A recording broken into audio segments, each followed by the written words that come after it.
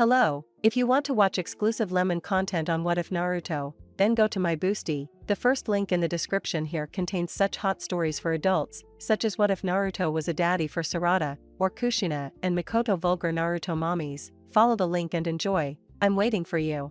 Were a pair of eyes as crimson as the blood staining his drawn sword. They were the eyes of a Mangekyo bearer, a Sharingan user whose mastery of Dijutsu has reached a single level or was reaching. In legends and fables, only 4 bearers have achieved such an incredible feat in recent history. The first was Itachi Uchiha, considered the greatest prodigy of the ancient clan in recent centuries. Shortly before turning against his own family and massacring them all, leaving only one brother. The second was a friend of an Uchiha, who managed to receive a Sharingan thanks to a surgical transplant. The fourth kept the secret of the Sharingans for as long as he could remember. The latter, however, was not even an Uchiha, and had acquired the bloodline limit in a vile way. His name was Uzumaki Naruto. Once the pariah of the village, hidden among the leaves of the trees, and now the most feared entity in his world. It seemed almost funny that the boy, who was once an outcast, a supposed last on the list, rose above the prejudices and hatred of those around him and became a being with incomparable abilities. Parables. Sorry I'm late, Naruto-sama. Unfortunately, I stopped. A second figure came up behind the now adult outcast, bowing in a sign of respect. He was wearing a similar outfit to the blonde young man, although his face was not hidden like the previous ones. Kabuto Yakushi swallowed nervously as he felt his master approaching, his whole body tingling at the imposing presence of the man. He had forgotten the exalted aura with which Naruto had enveloped himself. It was enough to bring a weaker man to his knees. The doctor-turned-spy had never felt such majestic magnificence in any other shinobi, not in Orochimaru. Not in his lapdog Uchisasuke, not even in the cages of the hidden villages. It was this, the traitor surmised, that caused the renegade ninjas to gather under the blue-eyed demon's command. It was this that allowed Naruto to take control of legions. It was this that allowed the boy, once hated and detested, to assume the role of leader of Akatsuki, an organization that was gradually taking over the entire world. For Uzumaki, Naruto was a ruler born under the mandate of the heavens, and no force of earthly origin could free him from that fate. Kabuto was one of the few to perceive this, one of the few outlaws who read beyond the blind fervor that Naruto inspired. And it was thanks to this understanding that the former Otakage servant decided to completely join the cause of the blonde ninja. How was your excursion? The voice was calm, without revealing any secrets. Naruto was a born actor, and not even someone as insightful as the doctor could discover his true inclinations. Unless he wanted to himself. It was easier to keep his men in place when they were following a leader whose motivations were beyond his comprehension. Besides, Naruto simply found it easier than explaining the same strategy over and over again. I trust that your adventure will be fruitful.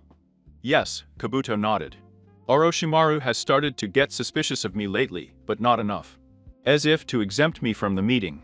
He has not yet drawn up any firm plans regarding our legions, although the desperation seemed obvious even to the most clueless. I see. The Uzumaki turned to another direction, where one of the 9 shinobi generals acting under Naruto's direct command was slaughtering another squad of Honin who refused to submit to the will of the Fire Cloud. A pity, because they also seemed to have quite a talent. And what about my dear partner? It was well known that, of all the people Naruto had come to despise in his past, only one had survived. A man named Sasuke Uchiha, brother of the infamous Itachi Uchiha, perpetrator of the Uchiha massacre. Long before Sasuke's defection and Naruto's subsequent self-imposed exile, the two had been friends, if not good acquaintances. After all, they had a lot in common. They were both orphans, and they were both isolated because of their legacy. Although one of them was raised to a pedestal and fed with golden spoons, and the other was left to rot, condemned to hell before even understanding the concept of sin. And that was why Naruto hated Sasuke with a passion. Not because of his origin, something the jet-haired Avenger couldn't avoid, just like Naruto himself couldn't change his own lineage. It was the fact that, despite how well Sasuke was doing, especially compared to his own deplorable situation, The bastard had the audacity to throw everything away just to pursue a fictional dream that he would never fulfill even in 1,000 millennia. Especially now that El Rubio was leading Itachi, and he could appreciate the defector's talent better than anyone except Itachi himself. It was a slap in the face that fucking Uchiha let go of everything Naruto dreamed of, even calling the burdens useless. That he was glad to be rid of. It was from that day that the seed of the dark aversion fully blossomed, and the bond between brothers was shattered, with no hope of being remade. It was only that day that the desire to recapture Sasuke became an obsession, not because, as Sakura had mistakenly assumed, he wanted to redeem the little light left in his former best friend. No, she wanted the arrogant boy back in her life, for a very simple reason, so she could tear the haughty Uchiha limb from limb, before ripping out those precious eyeballs. The dream accompanied him, even after assuming the leadership of an army of renegade ninjas, albeit with one key difference. Now he had the means and the absence of resistance to carry out his abominable desire. And when I did, I planned to savor every moment. Sasuke-kun is disturbed. Kabuto searched for a target that would adequately describe the traitor's mental state. To his chagrin, he found the task quite difficult. He has been sleeping very little lately, and his obsession with his goal has turned almost into fanaticism. In my opinion, Naruto-sama, the child would collapse before the pressure at any time. In the shadows, Naruto allowed himself a satisfied smile. So, the precious prodigy Uchiha was finally losing control. How lucky! Perhaps, in some ways, this was even better than his original master plan. After all, what greater pleasure could I get from Sasuke's misfortune than to see the genius destroy himself? For the non-existent ghost of his past. Uzumaki Naruto knew perfectly well who was to blame for Sasuke's state, of course.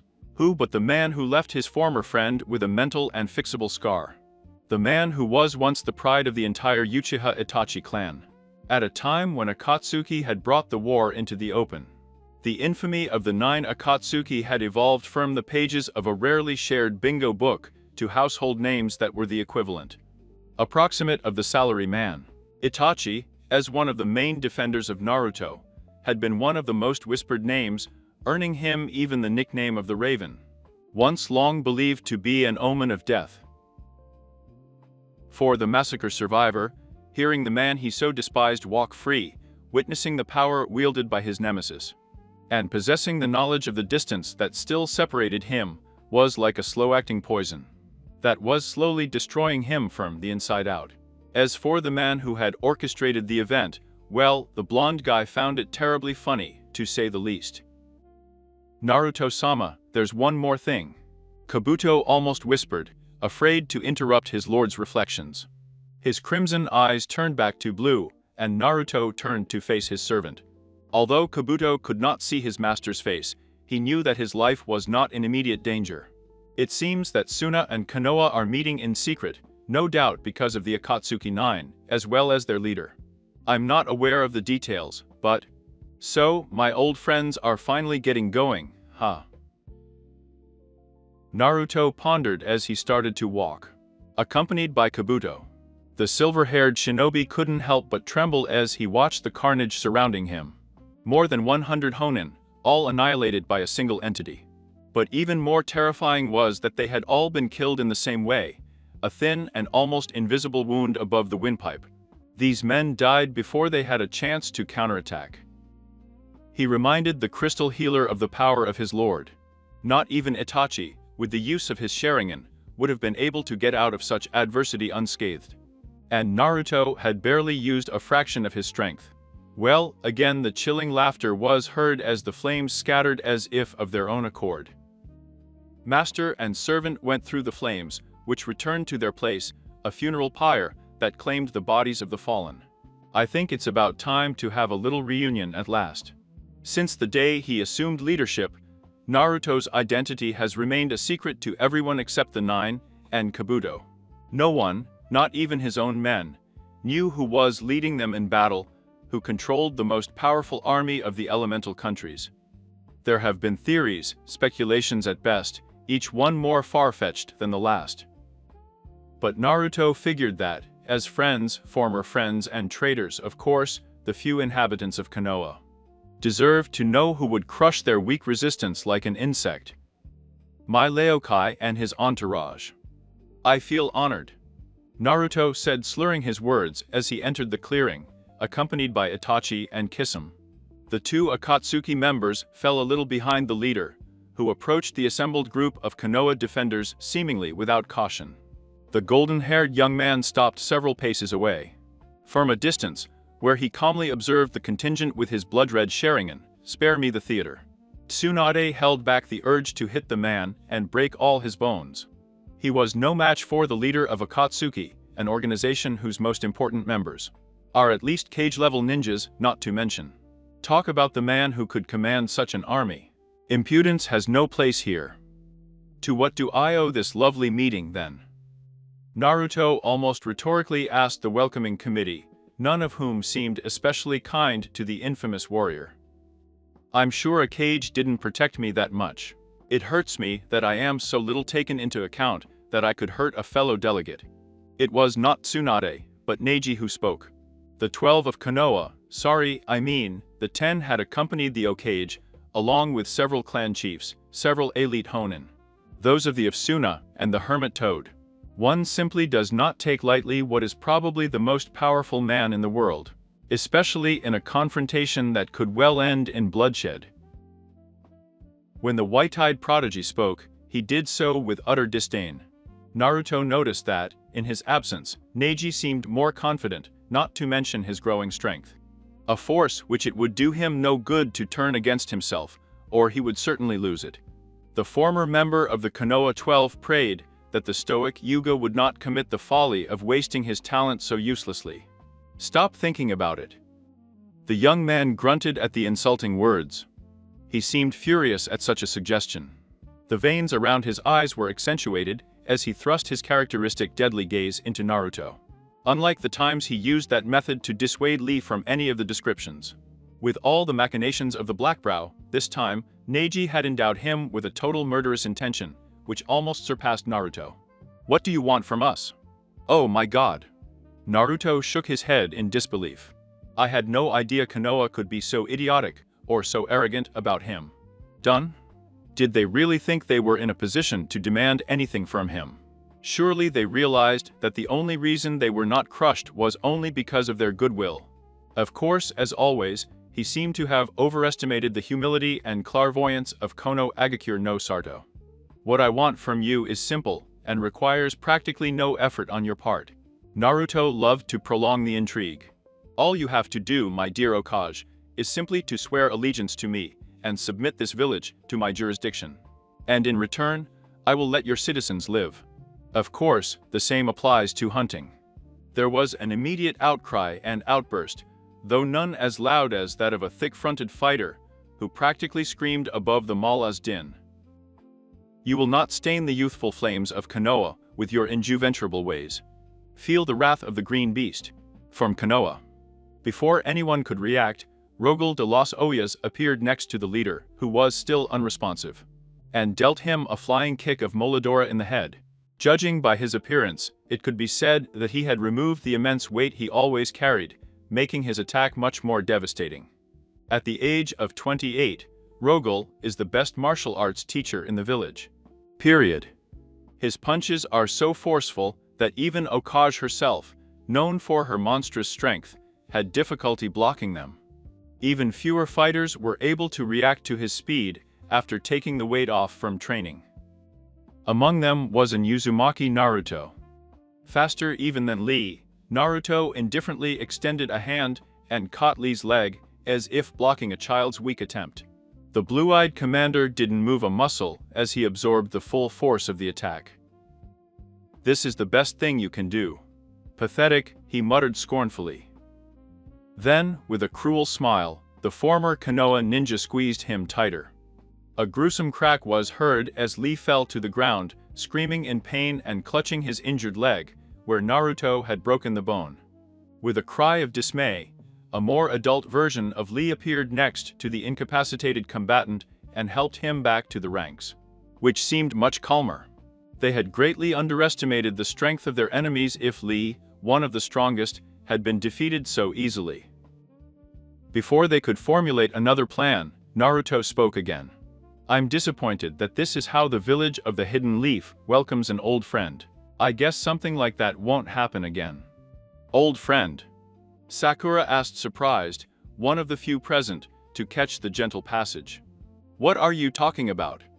Oh, did Sakura-chan forget about me, poor thing? Naruto teased in a childish voice, pleased to see almost everyone shudder at hearing it. It was not because they were afraid of the one who spoke, but because that voice had renewed the wounds that they were trying so hard to heal. It was a voice they knew all too well, the voice of a ghost. By the way, Aruno Sakura was just as pale as she staggered back, caught by an equally pale Hinata. Her lips were trembling as if she was going to speak, but no words came out, and she managed only a stifled sob. As she pointed a trembling finger at the still unknown figure. No. Stop it. Stop it. He's dead. Stop desecrating their memories. Naruto let out something resembling a mocking snort. With a soft whisper, he dismissed the permanent illusion of shadow over his features, and looked at the assembled and horrified crowd. With the same shocking shade of blue that everyone had become accustomed to.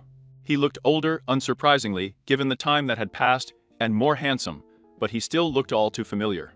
To the boy he once proclaimed, his dream is to be an Hokage. The whiskered cheeks, the confident, sly smile, and the tuft of tan hair, everything screamed Uzumaki. And yet, how was it possible? How was it possible that Naruto was standing before them, leading his very enemies, when the boy died more than a decade ago? Isn't that funny? Naruto asked, with the smile still imprinted on his face, although the good-humored smile was not reflected in his eyes. What? I finally realized that I deserved some respect, Aruno. Tell me this, and this goes for all of you, where is the damn respect from 10 years ago? Me. That was all Sakura could say. His mind was still spinning over the fact that Naruto was still alive. In some corner of her mind, she always believed that the bright and cheerful guy she had met would one day return. And then everything would be like again. Always. Maybe not with Sasuke, but Sakura didn't care anymore. Sasuke had been a childhood sweetheart, a romantic fantasy that would only end in tragedy.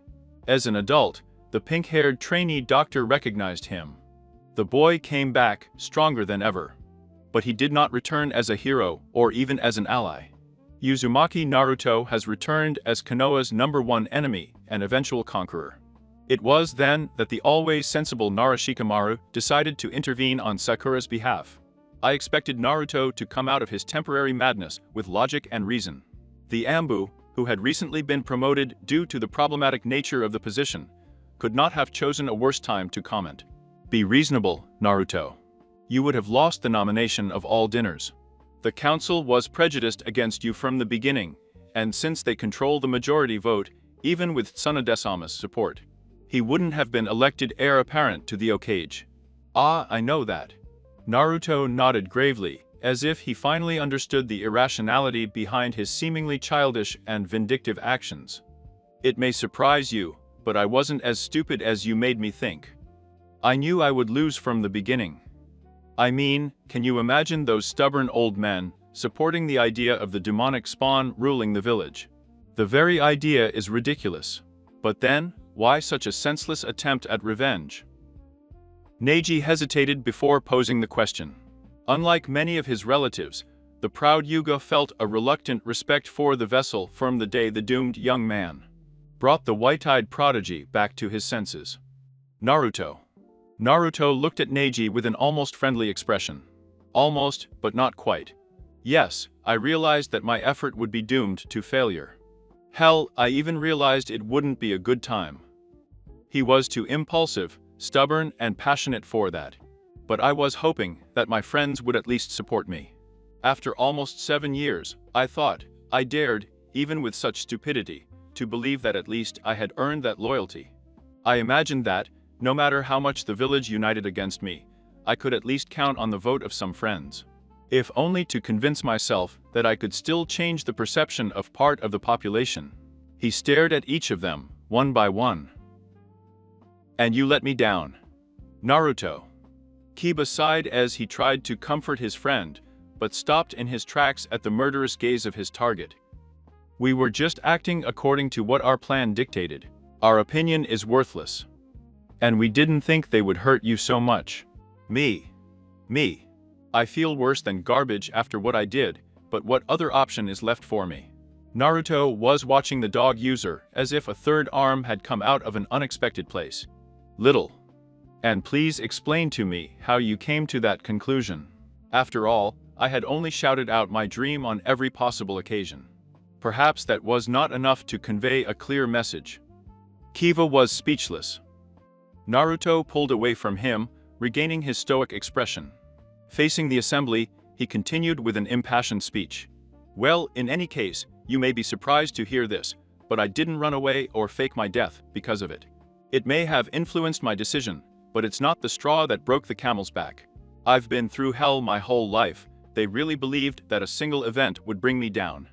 So easily, I came to the conclusion that if it had not been for the interests of his clan, something clearly superior to me in importance, they would have at least supported me. Of that I am sure. So I don't get it. Gaara expressed the thought that everyone had in mind. Why did you defect from Konoha, if you tell the truth? Power. Why else would he run away? It certainly wasn't for a marathon. The look of dismay and amazement made Naruto's day. I wish I had a camera to capture the moment. The image was indescribable. I would have made a fortune selling just the photos. You see, I've always thought that the reason I failed, whether it was the Chunin exam, Sasuke's recovery, or the elections, was because I wasn't stubborn or firm enough, because I didn't try my hardest. Then it dawned on me. I wasn't failing because of a lack of determination. I was failing because I lacked power. When no one made any sound, Naruto continued. If I had enough power, I wouldn't have made any of my mistakes. If he had enough power, he wouldn't have failed to persuade Sasuke to come back. He would have crushed him and dragged his half-corpse to the village gate. If he had enough power, he wouldn't need to implore so vehemently for the village to see past the demon he carried inside. When they were about to cast their vote, I could bully them into doing the same thing in much less time. He enjoyed the gasp and the murmur of horror that accompanied her words. So, in the end, power is what matters. When reason fails, power justifies. Then you are just like those disgusting Uchiha and Orochimaru, growled Jiraiya. He couldn't believe that one of his own students turned. It looked so horrible. The thought of it made his stomach churn. Traitor. Like them, I am anything but like them. Naruto shook his head. They were, and still are, in my opinion, complete assholes. Well, I understand Orochimaru, survival. It's one of our main instincts. But Sasuke, there's no one more idiotic in the world. Konoha would have helped him to fulfill his dream much better than any other place on the planet. He would have surpassed Orochimaru, even his brother, if he had stayed. And yet, like the little prick I always thought I was, he gave up all that to pursue a second-rate promise. Ridiculous. And she didn't seem confused. She wasn't the only one. But that wouldn't make you any dumber than Sasuke. Naruto wagged a finger like someone behaving badly to a child. I'm not Sasuke, and not Che. And that changes everything. You see, our dear ex-girlfriend was served everything on a silver platter. Sooner or later, I would have gotten whatever I wanted. Damn it. The villagers practically kissed the ground he stepped on. If he had wanted to get stronger, I'm sure the blade would have supported with everything. After all, what village doesn't want a stronger user of the Sharingan as a weapon? Me. The village would prefer to see me completely mundane and helpless. I am sure that 70% of the population would like nothing more that they could not use even a fork. His laugh was cold and insensitive, devoid of humor. Sasuke talked about how the village was holding him back. But of course, even with Sharingan, he was blind as a bat. The village only propelled him to greater and greater heights. On the other hand, the village was trying to stop me with all its might. How could he achieve power? How could I reach my full potential if I live in a place that wanted my head on a platter? Konoha has the resources to succeed and grow, without a doubt, but not the motivation or the desire. Remember how I told Neji not to surrender to fate? Well, it seems that there are destinations that cannot be changed, and mine is one of them. so I opted for the second best option. I reforged another one. Then the young man shrugged his shoulders. It's nothing personal, really, but you have about 5 minutes to make a decision about my problem. Put on, and I promise you that I will not allow my personal feelings to interfere with my management of the village. Itachi. A scream tore the air, causing both of them to look up in surprise. To his right or left, depending on his position, was nothing less than a furious-looking Sasuke, dressed in outfits similar to those worn by the Sound Ninjas. Behind him were his elite bodyguards, formerly known as the Sound Four. I finally found you, brother. Oh, wonderful. Naruto rolled his eyes and muttered sarcastically. Now the drama queen is here too. Well, this day is already getting better. I hope dinner makes up for all this excitement. Sure you are, Leader Sama, Kisame replied, licking his lips. He had one hand on the handle of his huge axe, although he did not seem very interested in using it. You wouldn't believe how long it took him to sell it. Moreover, the blade was only reserved for worthy enemies. It looks like Toby loves food. Ah, finally, good news. The blonde trader was greatly enlightened. I always said that boy could have been a chef if he had left the outlaw life. Sasuke, on the other hand, didn't seem so happy to be ignored. What the hell are you doing with Itachi, Tobe? The jet-haired Uchiha survivor hissed angrily, squinting. My patience with you is running dangerously low. You must learn what your place is. In an equally dangerous tone, the fox boy turned to his former teammate, his eyes changing from their usual blue to a dark crimson shade. The color of blood, the color of food. Tsukuyomi! Sasuke screamed as he was dragged into the realm of illusions and subjected to a world of pain. Nothing happened at first, but little by little, cuts began to appear all over his exposed skin, and blood poured down his body and accumulated at his feet. All the delegates from Suna and Konoha had incredulous faces. They had no idea. Not even in their wildest imagination did they think for a moment that the last ones to come to own the precious Sharingan, and also to reach its final form. It seemed so absurd, so strange, and so far-fetched. Kakashi's surprise was more pronounced than anyone's. Of them. As the owner of the Manheki, he knew its limitations better than anyone. At this stage, the Sharingan can be used to create extremely powerful genjutsu, even the dreaded Tsukuyomi. As Naruto had demonstrated so easily, but no hallucination could cause harm. Physically to a person. They can be used to kill, no doubt, by convincing the victim that he is suffocating, for example. But drawing blood was another story. Impressive, isn't it? Naruto's voice echoed in the Cyclops' ears, mocking and malicious. It is a much more powerful form of Tsukuyomi, created with the chakra of a demon. The enchantment is so powerful that it could convince the cells to die, the heart to burst, the liver to fail, and the brain to shut down completely. It could, in other words, manipulate reality itself. The illusion dissipated without warning, leaving Sasuke severely injured on the ground, pale as a sheet from pain and blood loss.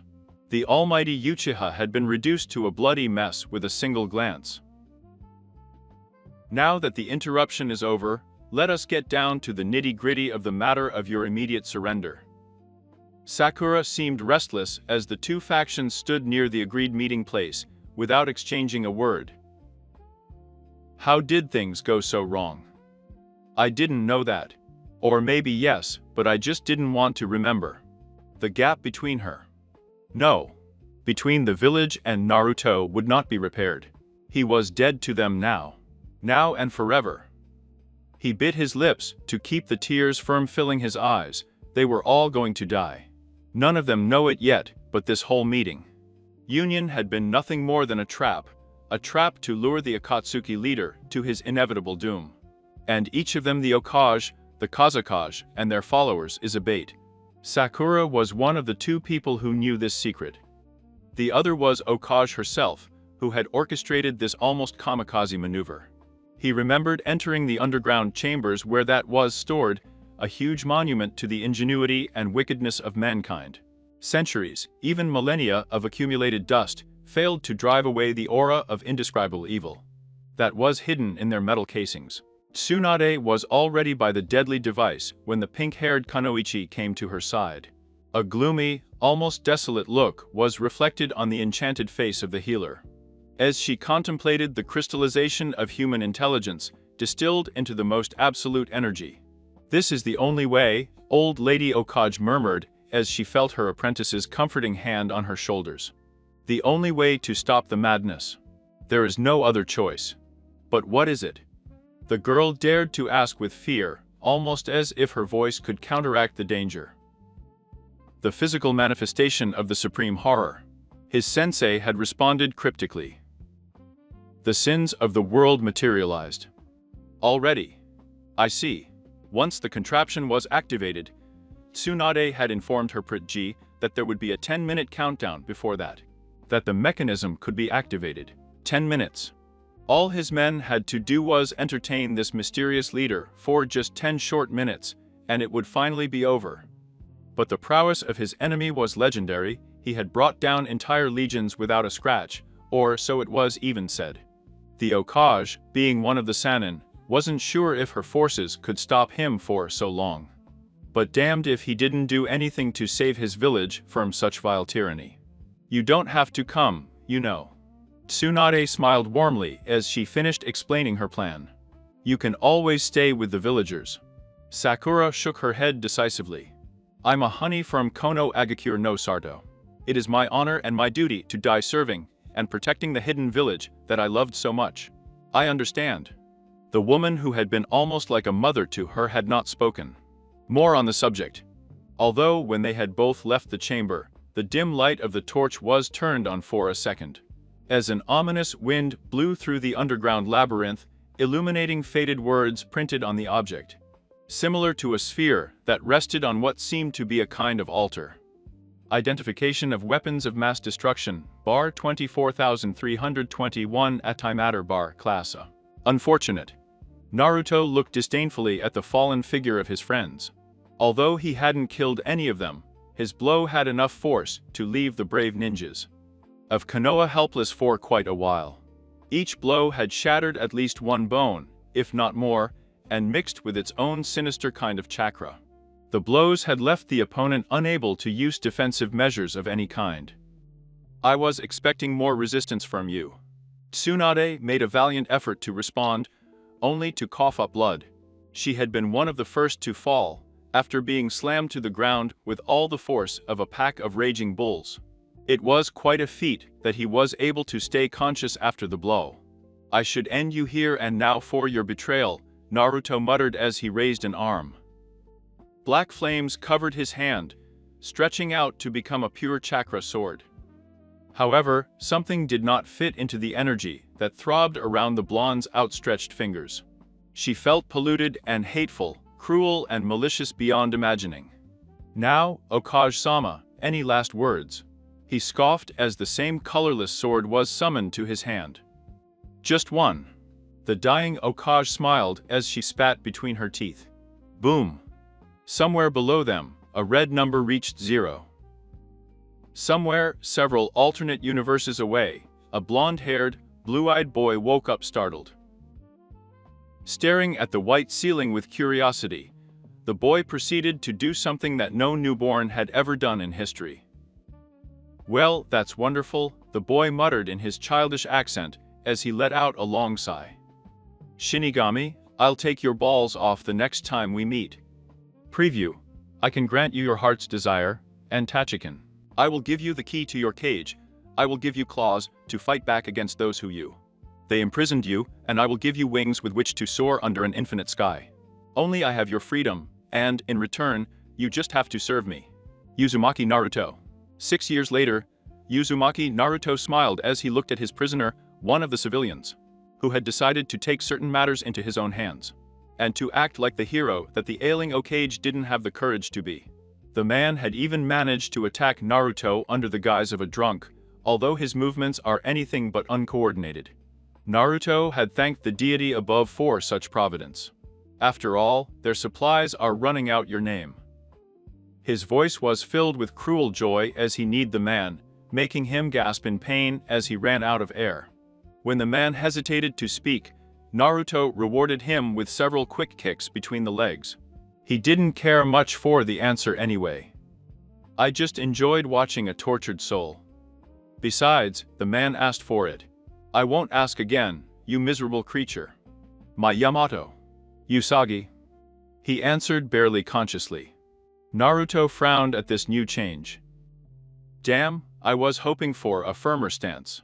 Lowering his gaze with a trace of disgust, he forced his next question, searching with his right hand for a cradle and hidden. A kid like him shouldn't have one of these, of course, but Naruto was an expert thief if the situation required it. Family, orphan.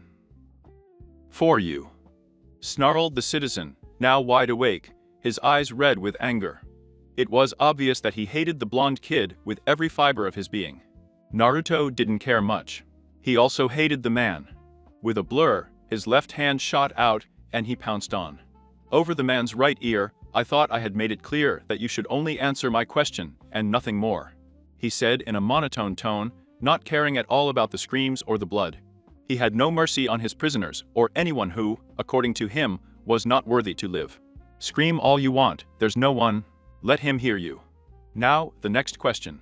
It was disturbing to see a simple child behave in such a cold and malicious way, but of course, Uzumaki Naruto had lifelong memories in his memory.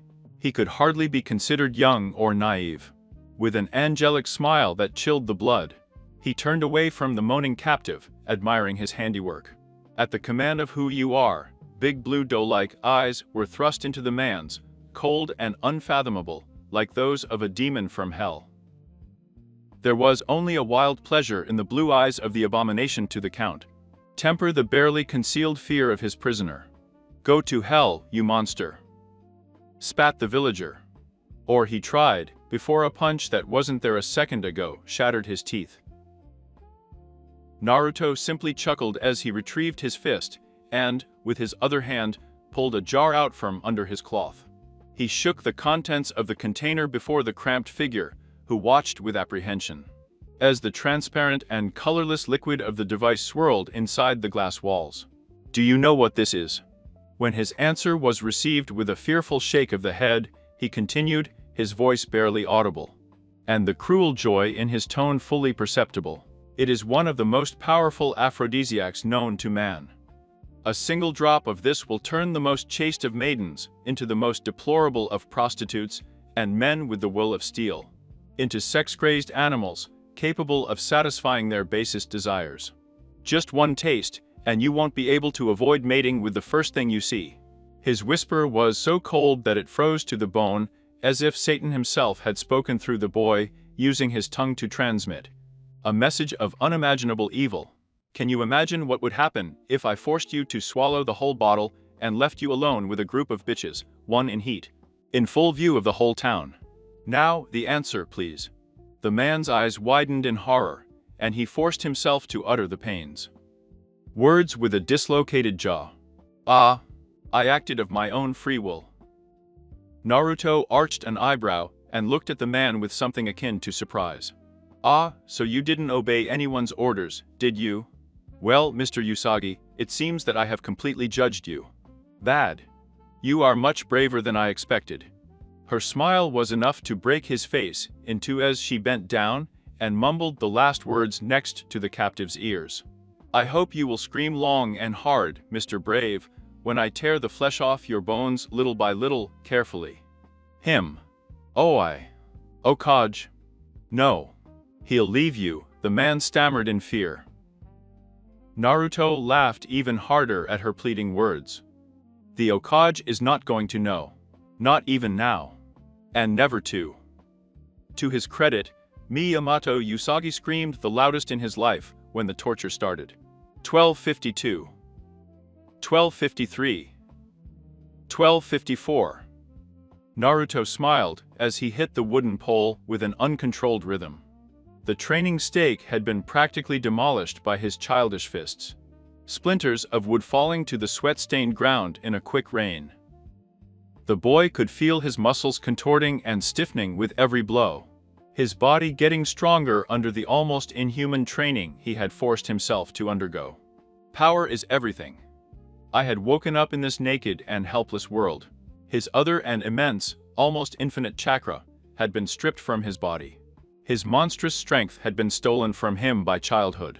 He became powerless and weak. He was left without any protection in a world hostile who was just looking to put out an ember that was just starting to burn. And the feeling of loss hit him hard. Falling from such a height was devastating for the former leader of Akatsuki. As if one of the Olympian gods had been thrown from his seat on Mount Olympus into the mortal world of Akatsuki. It was completely despairing. And the lust for power that Naruto thought he had sated resurfaced, stronger than ever. So he devoted himself to training, determined to change the past he once lived in. But at least this time, he didn't lack for any kind of help. After all, he had preserved his memory, and in time, that would be his greatest asset. He would no longer blindly deviate from the beaten path. Having memorized the various teaching scrolls handed down by legendary shinobi from past eras, I would no longer attack training dummies only with fervor and vigor lacking of style and delicacy. Now, he was following the attentive guidance of master swordsmen and warriors of yesteryear, relearning the accumulated knowledge of an entire world. And after all, knowledge is power. So far, everything was going pretty well. Since he had kept his Mengekyou, he was able to put aside his genjutsu training for now. Moreover, the true power of a genjutsu lies not in the amount of chakra supplied, but in the clash of wills. Naruto doubted that no mortal in this world could aspire to match him in terms of mental strength. Instead, his main concern lies in the area of taijutsu, or rather, in the resistance of his body. In his world, Uzumaki Naruto had developed a fighting style unique to his situation, based on a combination of genjutsu, ninjutsu and taijutsu. He was extremely effective, able to master joint efforts of Itachi and Kisame in just 5 seconds. However, the tension caused by such a form was unimaginable. For an inferior ninja, exhaustion would have killed him. And by the time Naruto had completely mastered that fighting style, his body had hardened so much that he could have stopped Swandae's punch with just one finger. Naruto couldn't afford that luxury at the time. So, after accepting that he was not going to back down, he decided that his first goal would be to train his body. Fortunately, with the experience and an incredible healing power, Naruto progressed by leaps and bounds. In fact, he was able to use his fighting style for a brief period, and on a much smaller scale. Still, she fainted right after. Damn this body. Still, he had made it, and that was always cause for celebration. When the boy finished his physical training from the day he was able to walk, Naruto had not taken a single day off from his routine. Trusting that the demonic regeneration process would take its course, the boy moved on to his practice. Firm ninjutsu. Like taijutsu, ninjutsu also required a normal sturdy container. The body of a child like Naruto's would not be able to withstand the intensity of the chakra without suffering internal damage. But thanks to the ruthless training of the blonde, he was able to perform honorable N-level techniques consecutively without getting tired. And as a result, according to his current estimation, the future leader of Akatsuki, was at the height of an 18-year-old Itachi. And that was saying a lot. For the time being, Naruto concentrated on an often neglected area of his ninjutsu exercises. At breakneck speed, the guy performed the hand seals with his eyes closed as a sign of concentration.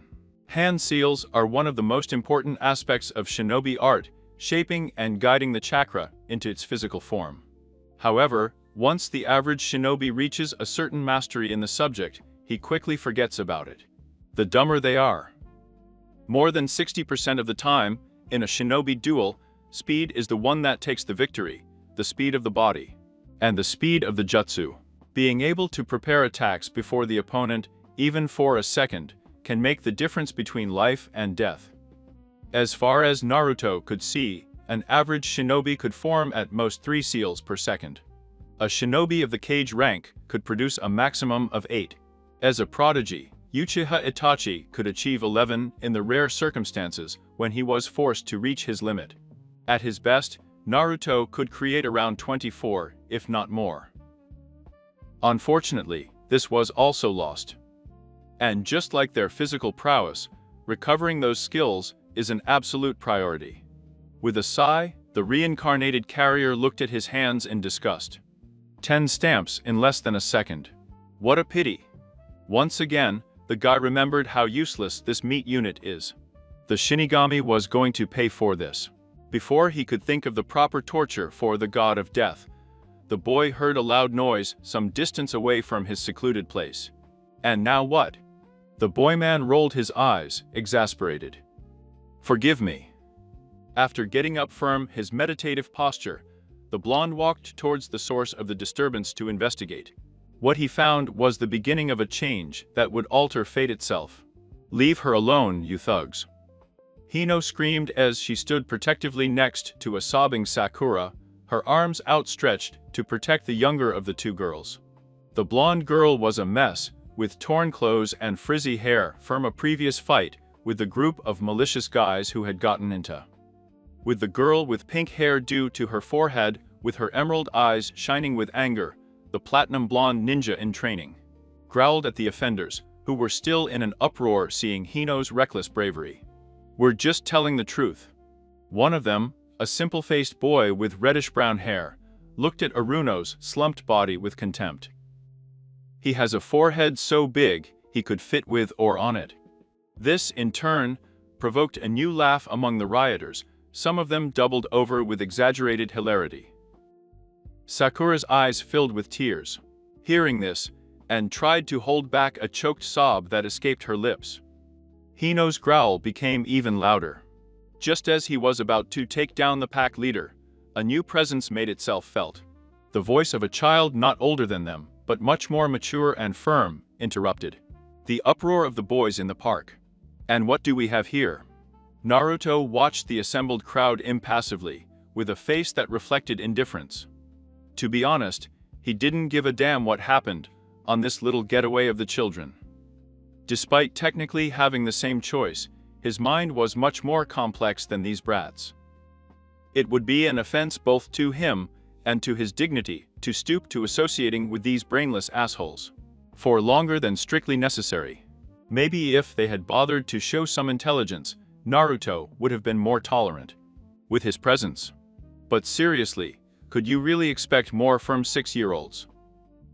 6-year-old boys from girls, no doubt, but no more genetically different than a civilian's. Hey, it's the monster? Exclaimed one of the boys. He had barely finished speaking when he was lifted from the ground with a hand around his throat. Naruto smiled at his victim, revealing slightly more pronounced canines. And in his eyes, once blue as the ocean, there was now a crimson flash. Watch out for that impudent tongue, all right. Boys, Naruto hissed venomously, watching with pleasure the growing moisture stain on the boy's pants. It could do wonders for your life expectancy. Leaving his irritation behind, Naruto turned to face the rest of the gang, who flinched at the cold dark gaze of the remembered blonde. Running them. Then, with a smile worthy of a demon, Naruto made a casual gesture towards the exit of the park. Before I lose my patience, please get out of my sight. Now the pack of scoundrels hastened to obey. The power was good. Thank you, Hino said uncertainly as she helped her friend to her feet. I remembered seeing the boy somewhere, although the exact details are quite confusing. He was part of her class, he was quite familiar to her even if I couldn't place his face. What's your name? Naruto looked at her suspiciously. In his own timeline, Hino didn't bother him too much. Sometimes she could be loud and annoying, even to the point of being cruel, but of course, she had been one of the first people outside of Team 7 to make friends with the outcast. It was something the host supposed. Besides, it would soon be, or would be, a sight to behold. My name is Uzumaki Naruto, he said thoughtfully as he was torn between telling the truth or not. Memorize it. Hinoichi sighed as he looked around the recreational area, looking for his missing daughter. It had been a little over 2 hours since Hino had left to look for his friend, one Aruno Sakura, and since then, the honey had not seen a trace of the hyperactive blonde. Despite his perfect confidence in his daughter's abilities, Hinoichi was somewhat worried. It is true that most of the residents of Konoha know enough to stay away from someone who wears the badge of a clan, but of course, the stupidity, greed, and lust of a human should never be underestimated. The blonde man repressed a shiver at the unthinkable possibility that a pedophile was hanging around. 15 minutes after starting the search, Hinoichi found his target. He immediately recognized the bright blonde hair, as well as the pink lock of Sakura, one of the few girls whom Hino considered a friend. However, he did not remember the third child with the sun-kissed hair. However, the boy looked familiar to her. Wait a minute. And he's not playing with a child.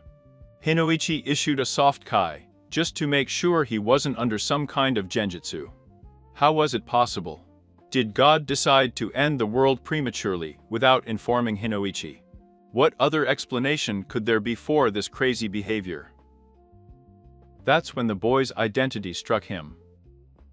The Kyumi boy took a deep breath as he realized. Her daughter was hanging around the village outcast, and she seemed happy about it, no less. Hinoichi remembered that terrible day, when the Kyubi invaded the peaceful village hidden in the leaf. Never in all their history had the fire shinobi suffered so many casualties and such a close defeat. They had cost the lives of almost thousands, and the soul of their greatest enemy, to put an end to the terror and torment. A torment that took the form of a little boy. No. The young man from Yamanaka corrected himself. He was not the incarnation, but a vessel. The child was not the spirit of the demonic fox, but simply the prison, the guardian and his container. In a way, Hinoichi supposed that he should have felt sorry for the child. No child is born without sin, and yet Naruto's innocence was taken from him the very day he was condemned to such a fate. Despite his compassion, Hinoichi would not allow his daughter to be around the outcast boy any longer. He wouldn't do it, neither for his reputation nor for his safety. And if the seal failed, and the fox got free, and if some villager got it into his head that he should do justice by his own means. And yes, just as he put together his determination and approached the small gathering, her words reached his ears and froze him where he was. Those kids are really bad. Sakura was speaking with a slight sob, and Noichi shook his head with compassion. It was not nice to be bullied because of his physique. She remembers having a huge wart one year. It was one of his worst memories. Yes. And he did not nod, trying, but unsuccessfully, to look sensibly. I mean, why are they calling you a weirdo, Naruto? That was out of line. A weirdo. And Noichi frowned. Of course, those children should have learned the phrase from their parents. While the Hokage explicitly expressed that the violation of the secret would result in death, that did not prevent adults from transmitting their prejudices to subsequent generations in much more subtle ways. After all, children copied the behavior of their parents. I am what I am, Naruto stated coldly, and although his eyes were fixed on the two girls in front of him, his attention was focused on a partially hidden honey some distance away. Wonderful, everything was going according to plan. Hinoichi had been one of the neutral shinobi, who neither hated Naruto, nor respected him for who he was. But with a few carefully chosen words from the mouth of an innocent 6-year-old boy, Naruto knew that he could influence the man's opinion. Humans are very easy to manipulate. Or rather, I am what this society has made me. Hinoichi felt as if someone had punched him in the stomach. I am what society has made me. They were disturbing thoughts. And what did the partnership do with Naruto? The constant hatred, the contempt, the misdirected anger. They had always considered the boy a monster because of his own heritage, and yet they never once considered the impact of their own actions. If Naruto really became the monster, who was to blame? And no. It's time. Let's go home. Your mother is worried. Sakura-chan, your father asked me to come from looking for you too. Come on. He finally cried out in a weak voice. The little blonde nodded and said goodbye to her friends before meeting up with her dad. Sakura shyly smiled at her new friend and followed Hino, leaving Naruto alone in the now deserted park. So who is that? Hinoichi asked innocently, as the three of them had distanced themselves from the park. Oh, he's a really nice guy we met today, Hino explained cheerfully, and Sakura nodded in support. Hinoichi arched an eyebrow. I thought you hated nasty boys, and no, he joked good-humoredly. Well, Naruto is a guy, but he's not gross, is he? And he didn't read her head, thoughtfully. Can we play with him later? Hinoichi was about to refuse when the word from the isolated container reached him. With a forced smile, she looked at her daughter and fondly stroked her head. Sure, Hino, you can play with him all you want, and now, how was he going to break the news to his wife? Naruto chuckled sadly as he watched them leave. And Noichi would give in, he was sure of it. Sometimes, after all, it wasn't worth being a reasonable shinobi. I was quite surprised at how nice the girls had been, very different from the shrieking harpies they had been years later. Well, maybe that was too harsh a statement. Once they got over their obsession with Brat Uchiha, they were pretty decent people to be with, not to mention extremely attractive. Their presence had altered Naruto's carefully formulated plans. However, the boy did not complain. In fact, he had found this new development particularly favorable. Naruto enjoyed challenges, in this world or the next. Controlling every aspect of an event just didn't amuse him. That's why, in that other parallel, he regretted a little that he had eliminated most of the capable resistance. At least they would have been enough entertainment for him. Conquering the world is simply not fun if your opponent allows you to trample on him without putting up a resistance. Now, the arrival of the two girls had given him an idea. He was going to change his future, and anyone else's that he could think of. He would see how far he could push the limits of fate, how much deviation he could cause from the intended course. It could, perhaps, change Gaara's tragic past. Or it could, perhaps, influence Neiji's suffering. Could he even stop the two girls from drooling over the asshole Uchiha? Well, maybe not Sasuke's situation. Because the little bastard deserved it. Oh my god. I had pierced Naruto with that damn Chidori 3 times. There are some things that Naruto didn't tolerate, and repeated injuries were one of them.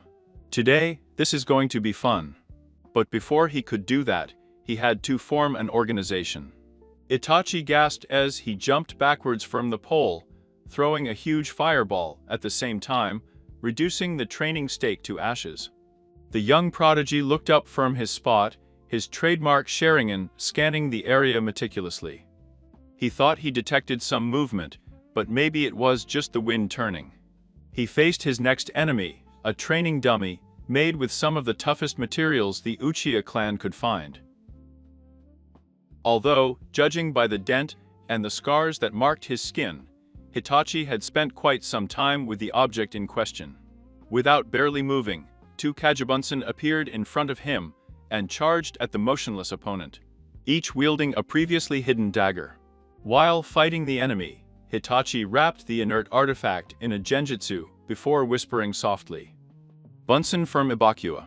Big explosion clone. The resulting explosion ripped through the area, burning the dummy and obliterating the surrounding trees. Uchiha Itachi smiled sadly as he observed his handiwork. He was getting stronger, I could feel it. How long would it be before he could achieve his dream? Applause. Applause. Applause. The genie turned in alarm upon hearing the applause, his eyes wide with surprise. I hadn't even heard the intruder approaching, and he's an Ambu captain, for God's sake. However, the Crimson Sharingan squinted when he came face to face with none other than the Kumi's container itself. How strange, Itachi mused. Why would Uzumaki Naruto look for himself for some reason? Very well. Itachi-kun. Itachi remained where he was, while his suspicions grew. Itachi-kun. What an unexpected title. In any case, it should have been he who used the kun suffix, not this child. However, there was something strange about the child, something absolutely sinister. Itachi couldn't identify him, but Naruto didn't feel like a child. He felt older, more powerful, and more confident. I see your reputation is well deserved. What do you want? Uzumaki-san. Itachi asked cautiously. Someone was using Naruto as a link to contact him. Or could it be that the bearer of the nine-tailed demon fox is more than he seems? Unfortunately, Naruto ignored his question and continued pacing back and forth in front of Hitachi. his cerulean eyes fixed on the older teenager's face. "It will take much more than that to reach your goal." Itachi gasped involuntarily. Impossible. How could this child know? How much did he know? No. How had his secret escaped him? I hadn't told anyone. And no one was to find out about his wish, or there would be a lot of repercussions. And before the blonde boy could reach him, Hitachi appeared before him and attacked him with his dagger, only to find that the container was vanishing in a cloud of smoke. A Kajibansin. Since when? Well, well, how impatient we are. They repeated 5 Naruto around him, each with the same complicit smile on his pubescent face. She was the spitting image of a fallen angel, a dark malice wrapped in a pure breastplate. It seems that I have touched a sensitive point. More shadow clones. Itachi wondered as he dodged several failed attempts to launch kunai. The child was playing with him. No. A genjutsu. At the thought, the prodigy activated his Sharingan, apparently surprising the child. There, he found him, with a grunt. The Uchiha pounced on the real Naruto, holding his left wrist with one hand, and with the other, searching for his dagger. But before he could do so, he felt 2 powerful kicks throwing him forward. Turning in the air, he managed to land on his feet and faced the direction of the attack. 2 identical Narutos stood smugly over a third, whose features showed little emotion beyond boredom. All 3 disappeared at once, leaving only one. Damn it. Itachi cursed silently. The boy had purposely let down his guard to instill in him a false sense of victory. But how? I was sure I had captured the real Uzumaki just now. Your skills are impressive, a voice said from above. Itachi abruptly turned his head towards the noise and came face to face with another Naruto. But only up to a certain point. With that, the clone exploded, sending Itachi backwards, and crashed painfully into the trunk of a huge tree. Now we can start our little discussion. The real Naruto smiled as he came out of hiding. How? Itachi asked weakly as he tried to get up. How? Don't you get it? Naruto laughed. All that time you were under a genjutsu. What? Itachi almost screamed in surprise. How was it possible? His Sharingan was active throughout the fight. If I had used a genjutsu, I would have been able to perceive it. You're not the only one with a Sharingan, Itachi. Naruto smiled as he let the blood red seep into his eyes and revealed his Mangekyo. The crimson was joined by the scarlet, which was opened wide by the surprise. He Magadith legendary form of the Sharingan, which was believed to be practically unattainable. No one had mastered Dijutsu for more than a century, and yet the village curse has maintained this immense power all this time. How absurd. Mangekyo. Itachi whispered the name. But you are not of the Uchiha lineage. Maybe you have Uchiha blood, who knows? Naruto shrugged his shoulders. The Uchiha married each other from time to time, just so that the incest would not spread too far. Itachi had to admit that the boy was right. What do you want then, Uzumaki-san? He finally asked, when the pain subsided. He doubted that Naruto had interrupted his training for no reason, and then proceeded to demonstrate one of the most powerful lineage limits in history to him as if nothing had happened. It doesn't matter what I want, but what you want. Naruto's smile didn't fade as he knelt down before Itsu's fallen body. Itachi. And I know what your heart longs for, better than anyone in this village. Itachi didn't say anything, but El Paria knew the prodigy was listening. You want freedom. Hearing this, the Uchiha genius opened his eyes and looked at the boy in disbelief. You want freedom from your duties, of your clan, from your village, from your cage. Ignoring the stunned choking sound, Naruto continued, his gaze returning to normal. She could tell that her words had affected the young Uchiha. Everything was going according to plan. I can grant you your heart's desire, and Tachikin. I will give you the key to your cage. I will give you claws to fight back those who imprisoned you. And I will give you wings to soar under an infinite sky. Only I have your freedom, and in return, you just have to serve me. Naruto smiled as he extended a hand towards Captain Ambu. Just to change one master for another. Itachi scoffed. It was strange that he did not question the boy's words, nor did he find it strange that a 6-year-old boy would make such a statement. There was something about Naruto's aura, something cold and evil, something unnatural and not quite human. Who in this one? Could this world proclaim true freedom? Naruto replied with a snort. Who could be freed from the bonds and chains of the material world? I am simply the lesser of two evils. It was a long time before Itachi spoke, but when he did, there was conviction in his eyes. Very well. I will follow you if you keep your promise. Naruto-sama. 2 days later you have accomplished the feat then. Naruto said without looking, knowing the identity of the intruder at his door. Itachi was standing, dressed in the traditional Zambu cape, although with a difference from his past self. Where two fully mature Sharingan once resided, it was now replaced by a pair of Sharingan Magishios. Itachi Uchiha had become the third person to obtain this legendary power. 3. Yes, Shisui Uchiha is dead. Itachi still felt reticent about the murder. On the one hand, Shisui was their best friend since they were kids. On the other hand, it represented the shackle that tied him to the clan, especially now that Itachi was aware of his espionage activities. Fine. Naruto smiled maliciously. Now we can move on to the next stage of the plan. Are you ready? I am, Itachi replied with a respectful bow. But forgive my doubts, how can we expect to cope with the whole complex, even with the Magishios Sharingans at our disposal? Naruto laughed at this. Unlike when he was in public, his laughter was anything but pleasant. It was icy, and sent shivers down Hitachi's spine as it echoed through the small, cramped room. There are other ways to eliminate an enemy. With poison, for example. At this, he handed Itachi a small glass cylinder containing a kind of crystalline liquid. Tasteless, odorless, and colorless. Virtually untraceable. I took the liberty of pouring it into the drinking trough of Lucia. It should take effect at any moment. This type of poison is not fatal, but it seriously damages the nervous, muscular, and chakra-conducting system. It will disable even the best shinobi in combat. Wouldn't the Uchiha have a counteragent?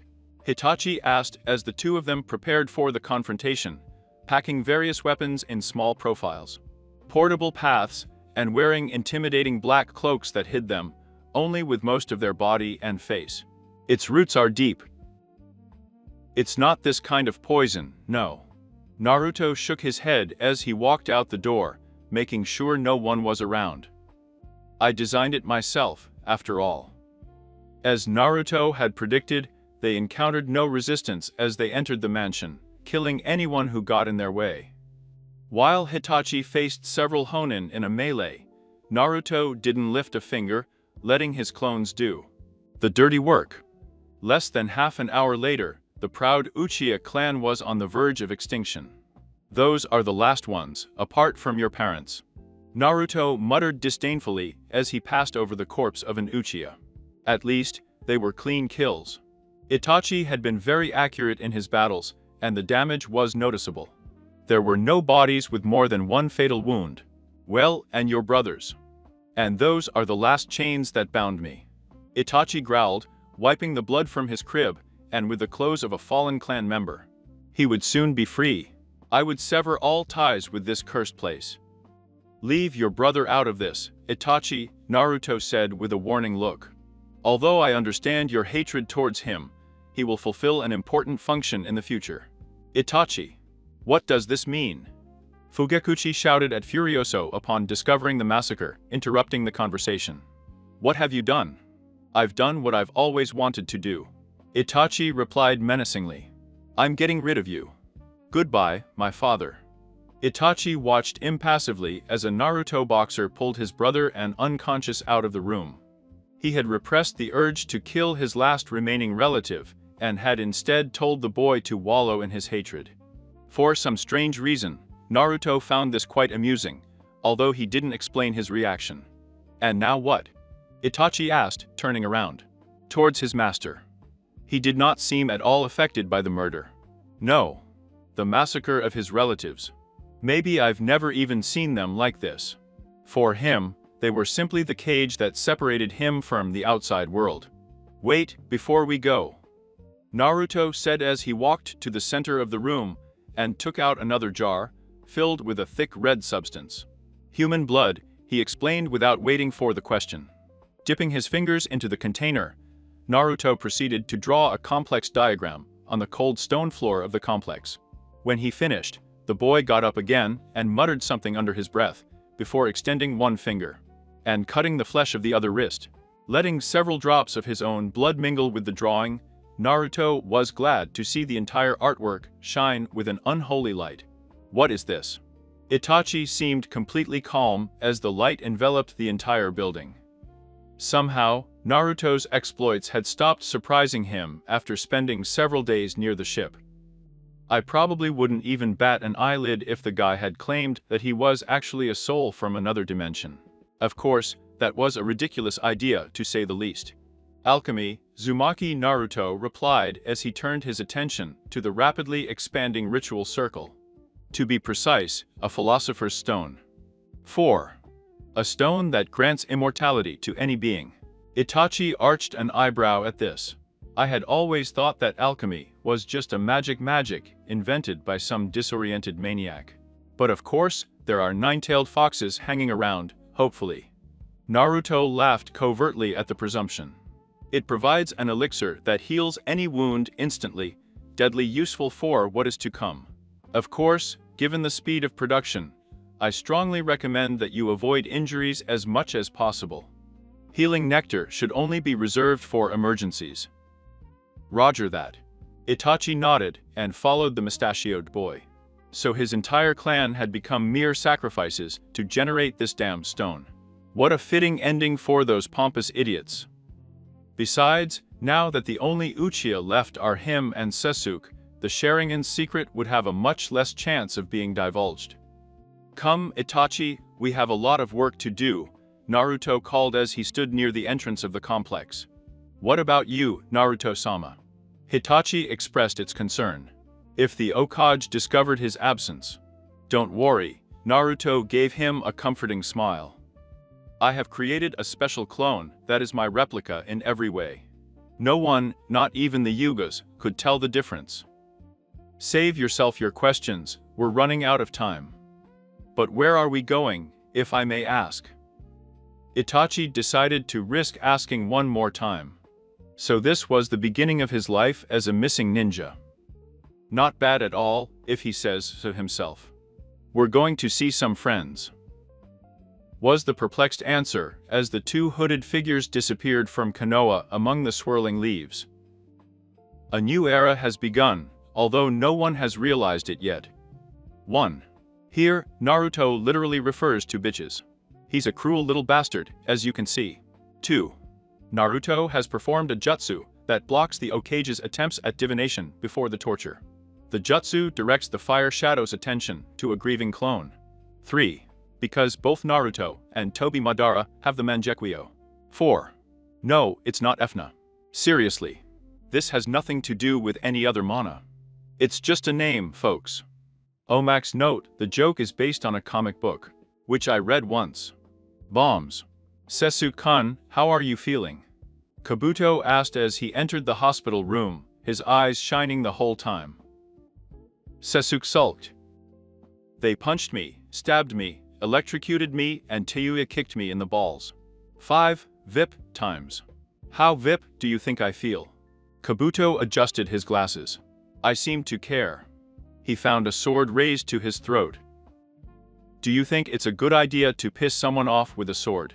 Sasuke asked menacingly. Kabuto just smiled. Let's sing a song, Sasuke-kun. I'm a little bomb in your kidney, this is my wire, and this is my fuse. One wrong move, and I'll blow your head off. She sang to the tune of I'm a Little Teapot. The medical ninja could swear that he had never seen anyone come out before. So fast from one room. Why the hell did you put a pump in his kidney? Tayuya asked as he approached firm behind Kabuto. The healer shrugged her shoulders. When you mix serve with surgery, God knows where what ends up. 20, what a shame, Tobe.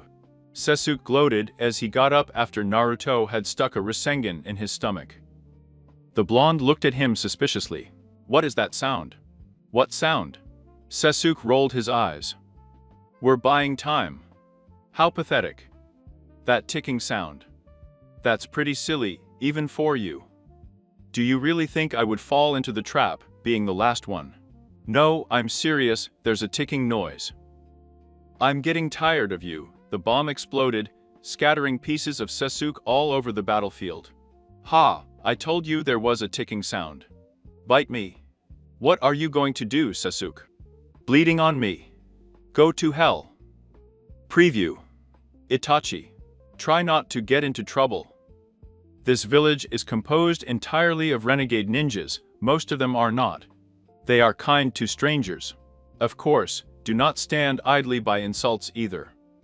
If any of them looks at you badly, feel free to kill him. I will certainly do it. Uzumaki Naruto. The village towered imposing over the lumpy valley, like an aged eagle, with contemplating its vast domain. To tell the truth, it seemed a great exaggeration to even suggest that the humble settlement resembled a village. In reality, it was nothing more than a set of huts, precarious buildings of rudimentary manufacture, built with any stone and wood available. And yet there was something strange about the pseudo-city, a flickering distortion outside its boundaries, as if a thin layer of water had protected the tiny community from outside forces. Naruto smiled smugly as he noticed his followers frown. I had to admit that whoever was running the place had done a pretty commendable job hiding it from prying eyes. Although for a shinobi of Itachi's caliber, the genjutsu thrown over the village was too detectable. The boy smiled even more broadly as he tapped Itachi on the arm, indicating to the ninja. Renegade him to retire. Don't worry, this is the place, he assured his first subordinate. But we also don't want to attract attention. In circumstances like this, ignorance is the best disguise. Why are we here? For the third time, Itachi posed the question. It had been almost a month since the two of them left the village, hiding among the leaves of the trees, and yet, during all this time, Naruto had not once mentioned his vision of a ninja organization. Missing, a target he had mentioned to Itachi in passing. Finally, after weeks of adventure in nature and sand, the travelers found themselves in a rather ramshackle village, located between Suna and Omegakure. Although the place didn't have much to offer, Itachi realized that it housed quite a few shinobi. Of course, Itachi didn't think that even with such odds, the two Akatsuki members would have had trouble dealing with the dissidents between them. We are here to get information, Naruto replied, as he pulled the cape over his tiny body, hiding his face behind the shadow of his hat. He watched the coming settlement with displeasure. He was hoping not to get involved with a few dogs. We could have just as easily obtained them at one of the reward posts. Itachi started. To keep up with the necessary provisions, the two fugitives have embarked on several bounty hunts since their departure. Of course, they were not particularly difficult, given the strength of the two shinobi, and in a short time, the still incomplete Katsuki has made a name for herself. The reward offices are quite secretive about the kind of information I need, and besides, it wouldn't be nice to draw too much attention. Naruto explained patiently, and the older of the two couldn't help but notice that a faint smile was starting to show on the blonde's childish features. It was not the arrogant and complicit smile that the boy used to show, but a much more frightening expression of malice and seemingly unfathomable savagery. The killer Uchiha remembered his smile perfectly. His mentor and teacher had shown the same chilling smile moments before single-handedly massacring an entire Ambu rescue team. It was the first time Itachi really witnessed the prowess of the boy he was now following, and the first time the prodigy was completely convinced of his decision. The boy was moving like a shadow, his attacks faster than even Itachi could go on without using the limit of his lineage. Before former Captain Ambu realized what had happened, the battle was over. Uzumaki Naruto, wrapped in Akatsuki's clothes, surrounded by clouds of fire, stood among the fallen bodies of 24 hunter ninjas. His eyes lit up by the adrenaline that was still circulating. However, it was his cruelty that really stunned Itachi, more than his moments. In the blink of an eye, the golden-haired boy had crippled the An squad, severing the tendons of their arms and legs, leaving them completely helpless as they lay on the earth, and Herma, with life seeping through the fine wound in his throat. It was a warning. The cerulean-eyed demon later told his apprentice. While there are fools brave enough to try to capture a rebel ninja of that rank, no mortal is so foolish as to challenge a demon, a personality that Naruto sought to establish with inhuman means. But, unbeknownst to even the eldest of the Uchiha, Naruto had other personal plans in mind. The 24 hunter ninjas he had killed belonged, either by chance or by fate, to the Honen elite, who had joined Danzo and his root forces. Even though this was a different world, the Akatsuki leader couldn't even allow the possibility of such betrayals. Danzo had been a difficult opponent to face, to the point that Naruto had to get rid of him personally. While it was true that the recipient of the Kirubino Yoko enjoyed a difficult encounter, it was even more true that his tolerance was infamously short.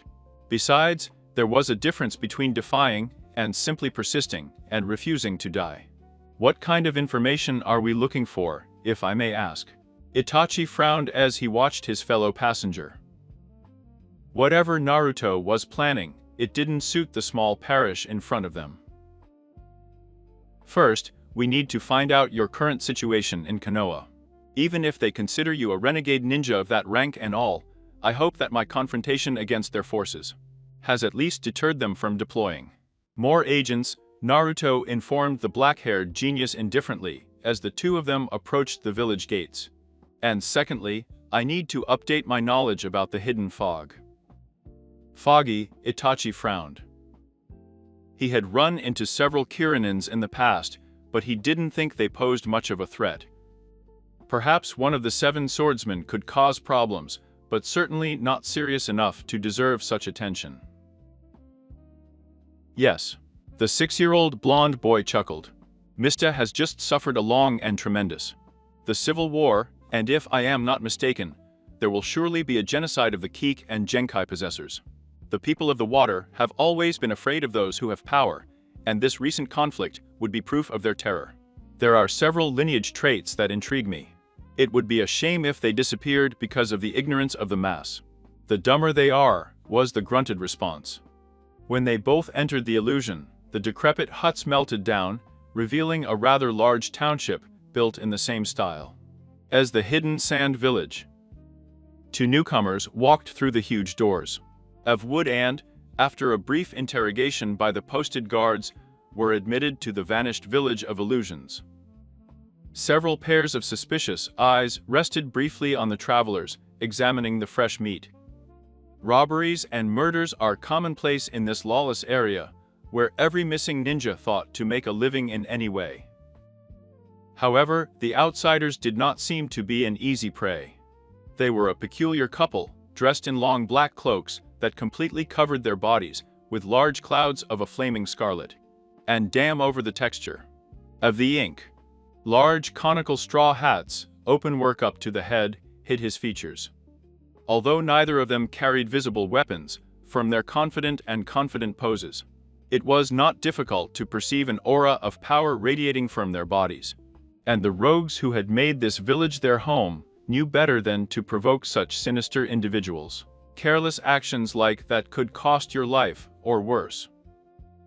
The couple stopped at the local tavern, where the sign of a half-gutted pig hung precariously, secured with several rusty wires.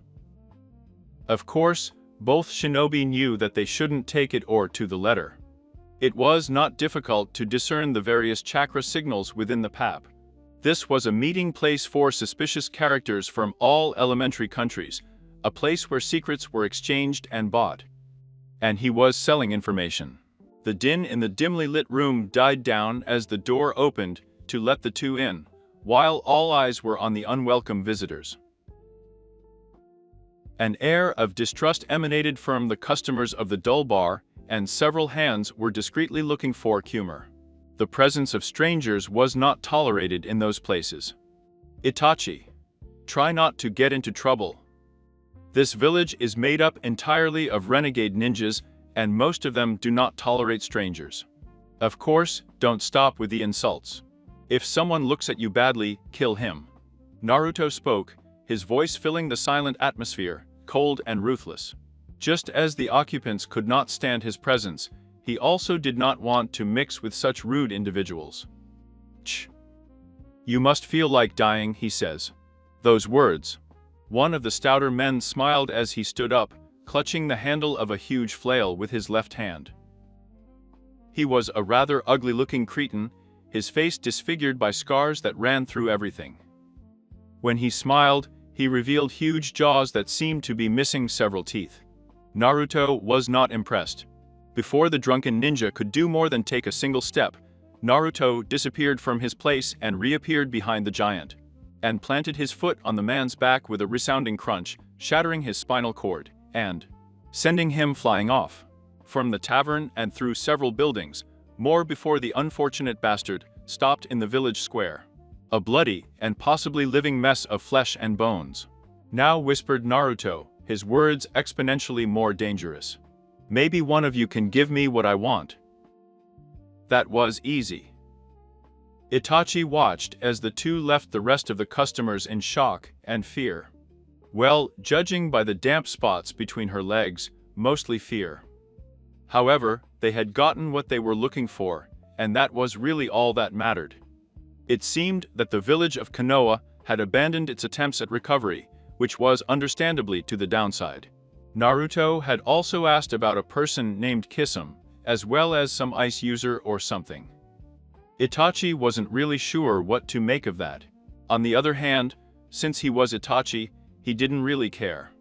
Who the hell do you think you're doing, wandering around my town, huh? As the killers made their way to the exit, a high-pitched, teenage voice demanded something behind their backs. There was arrogance in the voice, one that especially irritated. To the young Akatsuki. It was the conceit of someone who lives on borrowed time. Naruto did not tolerate such haughtiness in his presence.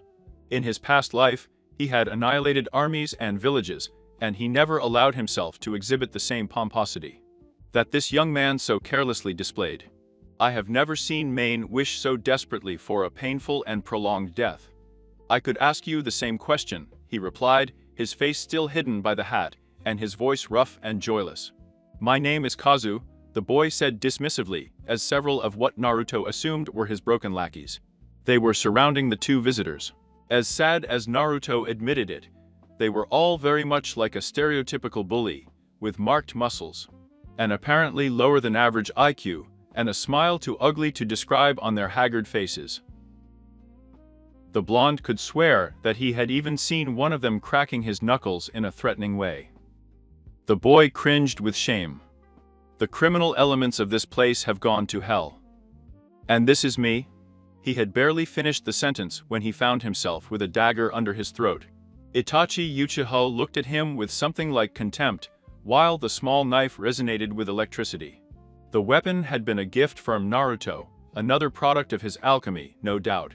It was used the same as a kunai, with only one key difference. The blade, heel, could drive almost any element, which made it an extremely dangerous weapon in the right hands. Pouncing on the trembling young man, Itachi allowed his Sharingan eyes to take on his Mangekyou form. Just like his master, the prodigal son of the Uchiha clan did not tolerate this kind of inconvenience. Tsukuyomi. The resulting scream reminded the Sharingan user of a butchered pig.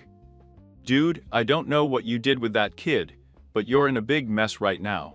A rebel ninja passing by who had witnessed the encounter gloated with glee as he saw the thugs carrying away the unconscious body. From Kazu. You don't know who his father is. The guy practically owns this part of the city. If I were you, I'd kick my ass. His life was wiped out by a particularly cruel Reikari when Naruto, fed up with his presence, summoned another shadow clone to retrieve the brief moment of peace and tranquility that I had enjoyed so much. He watched impassively as his Kajiban Sin plunged the lightning sword into the man's chest, dragging his charred corpse almost 100 meters before stopping. What a pity. They hoped that they would not have to resort to physical violence. Well, now that we know we've caused a stir in this godforsaken place, why don't we make ourselves comfortable? and have some tea in that lounge over there," he suggested Naruto cheerfully as he led the way. "Although it is a very lucky moment, I dare say that this could be an advantage for us." "Then you're not worried, Naruto-sama?" Itachi arched an eyebrow. It was not a question, but an affirmation. Naruto just laughed. "Honestly, Itachi, I thought you'd have more common sense. You are measuring the world by your standard, and I'm afraid that has distorted your perception a little. There are very few S-rank renegade ninjas in this world, as you know, and for no good reason. They wouldn't even enter this shameful place if you paid them." "True." And the black-haired murderer said nothing more on the subject, but contented himself with sipping the refreshing infusion. "Good stuff." "Well, that was it. Entertaining, I think." Naruto looked at the barely recognizable body of Rangoa's renegade ninja and Kazu's father. "Actually, I did not intend to cause such a coincidence. I just wanted to scare the man enough to make him obey. A well-prepared puppet would be very useful in the near future." Unfortunately, it seems that he had underestimated his own ability or overestimated that of his opponent. It didn't matter. "I'm quite disappointed by the confrontation," Hitachi admitted with a frown, as he wiped his dagger on the robe of one of the henchmen. Although he had not yet reached his full potential, the boy was still a captain in Budokono Agakure, a shinobi far superior to the forces sent against him. He had not participated in a battle, but in a one-sided massacre. "Don't worry." Naruto smiled as he took out the small stone he always carried with him. Slowly, carefully, the boy unwrapped a part of the ritual cloth that imprisoned the object, exposing a small corner of the scarlet stone. The philosopher's stone shone with an unholy light as it approached the motionless body. Even Hitachi stirred a little uneasily as he watched pellets of blood-red mist seep out of the disgusting object and into the man's chest, throbbing as the haze grew darker and darker. There was something unimaginably evil about that stone, and considering the magnitude of Itachi's actions, that was saying a lot. Somehow, Naruto seemed to have a much more nefarious intention for his sacrilegious creation. The stone fed on the life force of others, increasing its power with death. For every bounty they had hunted, Naruto had employed the item, and with each food, the stone grew stronger, more powerful, and more sinister. But Hitachi could not guess for what purpose. Meanwhile, a pair of icy blue eyes were staring at the scarlet surface of the clothes. His face showed the unconcern. However, inside, his heart was pounding hard. There were not enough sacrifices yet, at least not enough to quench the thirst of his object. The stone was not vital to his plan, but it was a necessity he could not overlook. After all, unexpected situations tend to arise very annoyingly when they are not wanted, and those who are wise would do well to prepare for such an occasion. The stone would remain his ace in the hole for now. When their victims became nothing more than emaciated skeletons, the two killers stood up as one and set off once more towards their intended destination. Two shadows against the burning sun. The village was snowing constantly, and for the two newcomers, accustomed to the mild climate of the village of the Hidden Leaf, the cold was slightly irritating. The freezing cold was particularly annoying for Itachi, as it was the antithesis of his fire jutsus. Their presence in the village was greeted with a lot of suspicion, but, of course, the water people have always maintained a hostile diplomacy against outsiders. While the country itself did not suffer the worst in the Third Secret Ninja War, the subsequent conflict triggered a massive civil war centered on Kirigakure. Many intruders saw their opportunity to make a profit. Even decades later, distrust of extraterrestrials was still strong. Naruto sighed into his cup of tea, exhaling a small cloud of steam. 3 days. The search had lasted 3 fruitless days. The bearer of the Magiccio Sharingan was becoming more and more restless and impatient. This represented a serious setback for his plan. I had to find that damn kid. But if these inhabitants still insisted on maintaining their silence, he would have no choice but to resort to discomfort. Aku narrowed his eyes as he remembered the boy who had affected his life so much. Boy, not remembering their confrontation, something that even Kakashi hadn't witnessed, Naruto held back a bitter laugh. He remembered the words she had whispered moments before intercepting Kakashi Temendi's attack, Naruto-kun. The girl had whispered in his ear, hugging him tightly. "I'm a girl." The blonde demon slut's eyes widened comically, shocked by the sudden revelation. The tears were streaming down the maiden's cheeks as she held on tighter, almost as if she was afraid to let go. "Oh, there was so much potential between us." She sobbed choppily over his shoulders, loosening her grip. "We could have been so much more. If the circumstances had been different, I might even have loved you." Then, seizing his face, she kissed him hard on the lips. She pulled away moments later and, wiping her tears, ran to Kakashi. Naruto's smile darkened. Aku had been so naive, so innocent, as to believe in such an absurd idea as the strength of the cherished person. But no matter how idiotic and silly the ideal was, Naruto had to admit that he was adorable. A purity like his was almost extinct in this gloomy and realistic world. It would be a pity if that light were to be extinguished completely. Besides, if he was going to change the fate of those around him, why not start with Aku? After all, this was not a different circumstance. Itachi was a cold and insensitive order. The game is over. When Hitachi finally opened his blood-red eyes, he could see with perfect clarity the carnage and conflagration that was to come. Reflected in each other's Magiccio Sharingan. Aku was shivering in the freezing cold, learning. His rag against his body. How many days had passed since he had left that nightmarish place and fled north to the village hidden in the water? Hours, days, weeks had almost solidified into a confused and chaotic memory. I couldn't even tell where one event ended and another began. It felt like I had been on the run forever, at least at the age of 8. I could pass for an orphan child. With the general homophobia in the Water Nation, no one bothered to look at the female child making his way through a suspicious crowd. If they had found out otherwise, God only knows what would have become of her. Mercy is a precious commodity in this barbaric place. She was so absorbed in her thoughts that she didn't even see the person blocking her way until she collided head-on with him. Muttering a half-hearted apology, the ice user tried to turn around, only to find a withered hand clinging to her dirty wrist.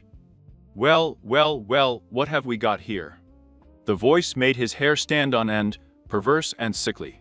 She tried to get away from the man, tried to run, but her captor held her tightly. Such a pretty little thing, all by herself. Sorry, Mr. Aku tried to sound masculine. "I'm a guy." She was interrupted by a harsh, excited laugh. "Stop pretending. Little girl. Who do you think you're fooling? Heh, heh heh. And besides, virgin. Well, well, the gods must be smiling at me." A gnarled hand reached out to her, fingers as thin as roots trying to brush her half-hidden face. Without realizing it, Aqua let out an animal growl and dug her teeth hard into the offered palm, making it bleed. The rapist let out a curse and tried to withdraw her member, but the learned girl clung firmly. "Bitch!" The man shouted angrily as he hit Aku with his free hand, concentrating all his strength in a single blow. Aku's head jerked back from the attack, and although he desperately clung to the realm of consciousness, he could feel it sliding into the inexorable abyss and the sound of someone unbuckling a belt. Then, just as she was surrendering to oblivion completely, a new voice, colder even than this icy world, sounded behind her. "Well, now.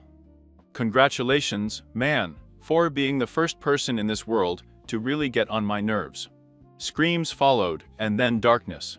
She woke up to a ray of sunlight filtering through the thin opening of the curtains, and her small body was moving comfortably on the silk sheets. It had been the best dream I had had in days. Or maybe in his whole life. The realization left her cold. Silk. She had not even slept on straw since she had become a fugitive, much less had she enjoyed such an expensive luxury. What had happened the night before? Oh my God. No. Aqua choked back a sob as she remembered that horrible night, a nightmare within her nightmarish life. Had that monster robbed him of his innocence?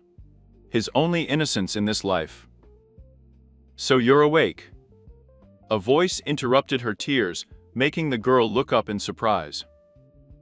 She looked so young, at most her age, and although she looked indifferent and haughty, she could detect a faint trace of concern. It was not the voice of the predator. "Well, you've been sleeping like a log for 3 days." "Me?" Aku tried to speak, but the words wouldn't come. She had so many questions to ask, and yet she dared not express a single one. "Shut up. Save your strength for now. You can talk all you want when you fully recover. And no, I didn't let him do anything to you." A finger pressed on her lips and forced her back to bed. Then, the finger moved away, and something metallic replaced it. A spoon. "Eat." It was the simple order, and Aku followed it enthusiastically. Naruto watched as the girl consumed the liquid substance, with a strange, genuine smile on her face. I wish you could see him now, the great Uzumaki Naruto, feeding a child with an inconceivable delicacy. But no matter how much he denied it, Naruto had always had a soft spot for Aku. Besides, being evil full-time was a demanding job, so it was natural for him to take a vacation. As for the old man, the Akatsuki leader's eyes narrowed at the thought. Naruto had thrown him at the stone. Alive. Ever since he discovered the alchemy behind the rock in his first life, Naruto was fascinated by the mystical object and by the race that could have embodied such brilliance and evil as to imagine its creation. If I hadn't known, I would have thought that the relic was alive, a kind of parasitic form that fed on the life force of others. He dressed his victims in flesh and blood, leaving only skin and bones. But, unbeknownst to Itachi, the stone also absorbed a person's immortal soul.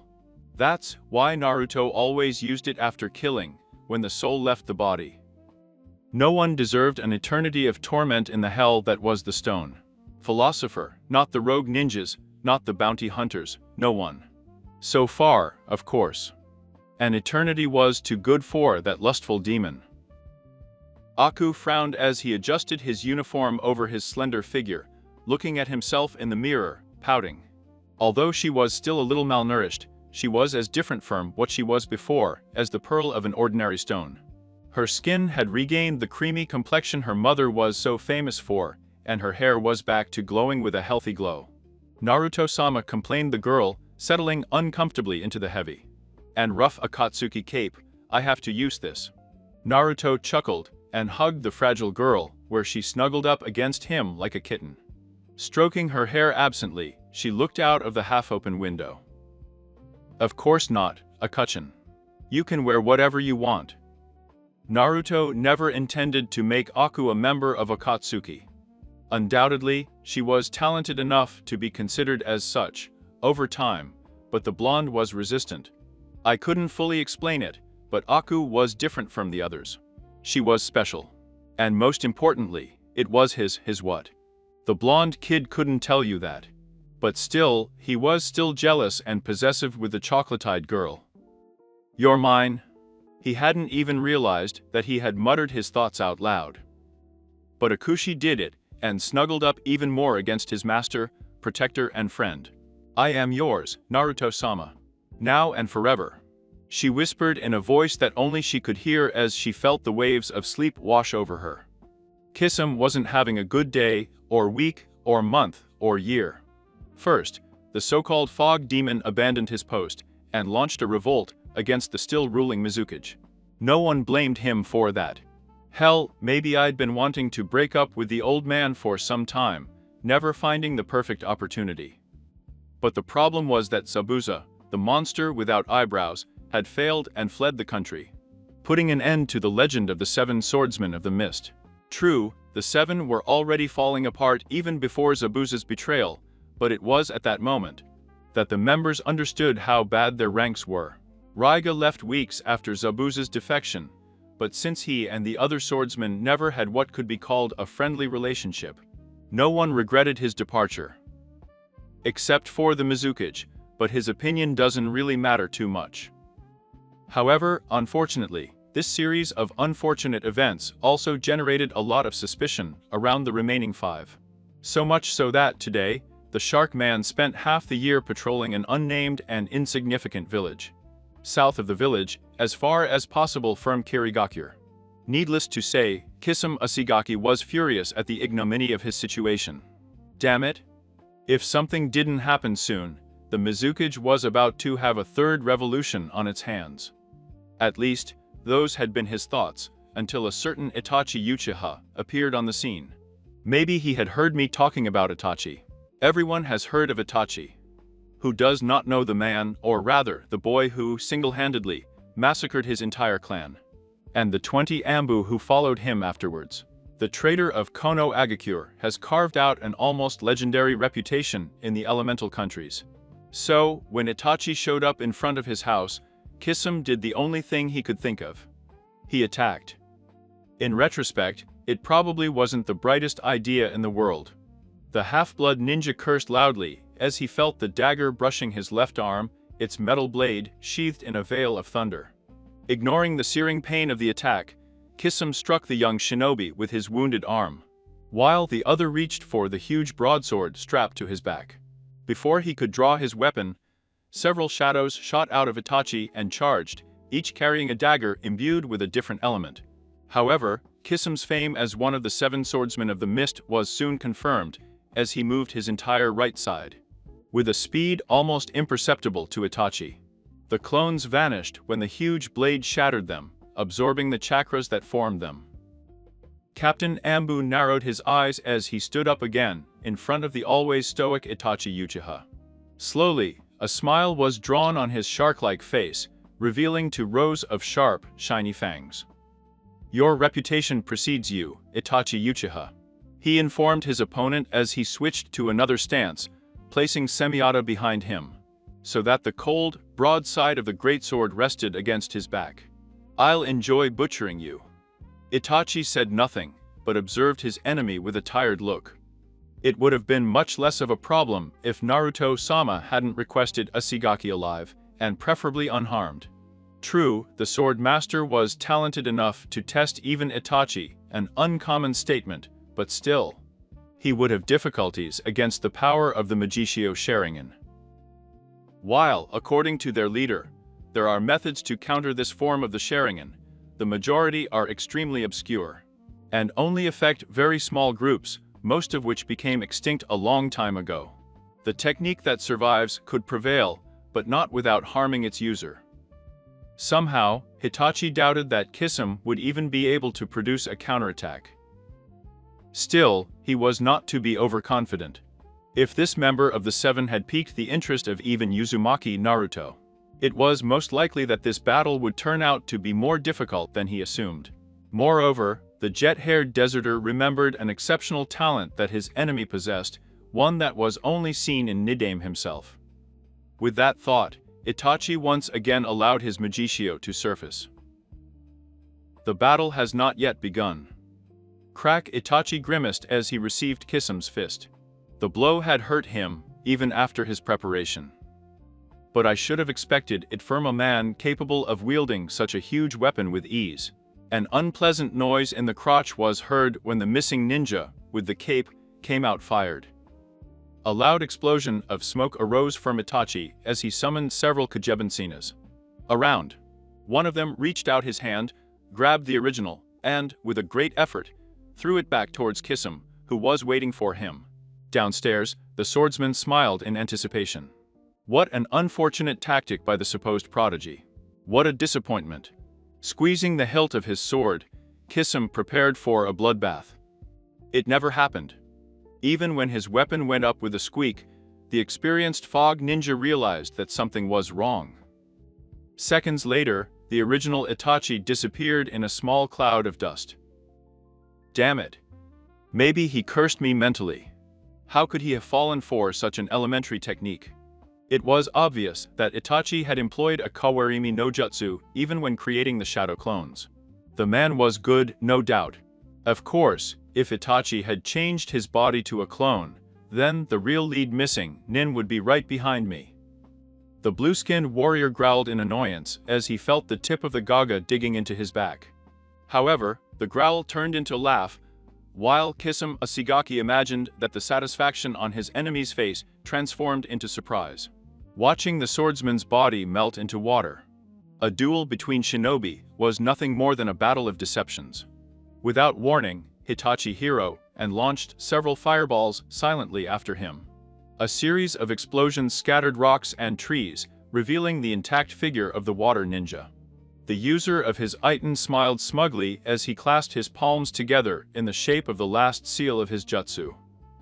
However, before he could pronounce its name, a shadow pounced on the hybrid, throwing him towards Hitachi. While Kisame was fighting for in. Getting up from the flight, he felt a claw digging into the joint between his shoulder and left arm. Strange fingers tightened and then pulled hard, producing a series of crunches as they dislocated his limb.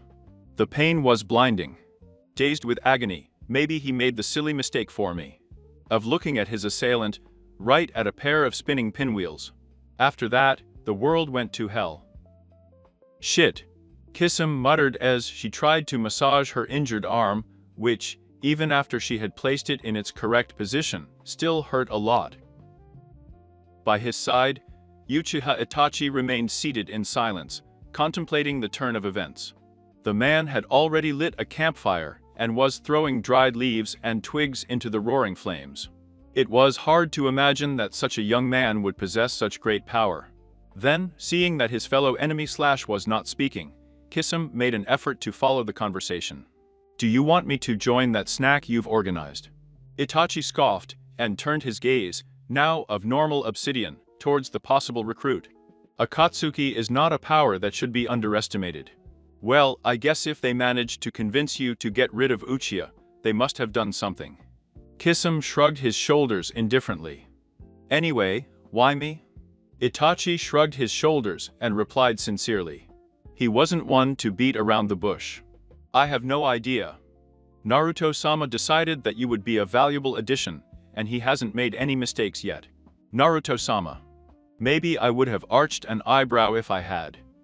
So, what is it like? Hopefully, whoever this Naruto-sama is, that man enjoyed the bloodshed as much as Kisame. You'll see. That was the cryptic answer. 6 weeks later, the boy stirred restlessly in his fever dream, curled up against the cold stone walls of his cell. He waited patiently for the familiar footsteps of his captors to bring him the little food they could give him. Day after day, month after month, year after year, the same routine continued without deviations, without changes.